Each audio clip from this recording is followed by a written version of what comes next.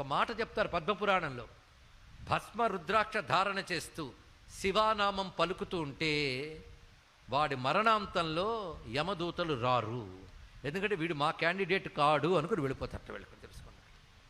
ఏది ఏ సాధన లేకుండా భస్మ రుద్రాక్షలు పెట్టుకున్నా, అందుకే ఏదున్నా లేకపోయినా బొట్టు పెట్టుకోవడం అలవాటు చేసుకోవాలండి. ఇక్కడ వైష్ణవ సంప్రదాయంలో ఉన్న వాళ్ళు అది పెట్టుకోండి, శైవ సంప్రదాయం వాళ్ళు ఇది పెట్టుకోండి. స్మార్త సంప్రదాయంలో భస్మధారణ ఉంది. ఎందుకంటే భస్మము స్మార్తము వైష్ణవము కాదు, వైదికం. తెలుసుకోండి. ఇక్కడ ఎవడి యజ్ఞం చేసినా చివరికి మిగిలేదు భస్మమే. దాన్ని ధరిస్తారు. అది అకార ఉకార మకారములకు బ్రహ్మ విష్ణు రుద్రులకు ప్రతీకగా ధరిస్తారు. అగ్ని సారం భస్మం కనుక అగ్ని 3 రూపాలతో ఉంటాడు. ఆ 3 కూడాను గార్హపత్యాగ్ని, దక్షిణాగ్ని, ఆహవనీయాగ్ని, వాటికి సంకేతంగా భస్మధారణ చేస్తారు. 16 స్థలాల్లో చేయాలి. అది చేస్తే శరీరానికి రక్ష, పాపనాశనం చేసి రక్షిస్తుంది.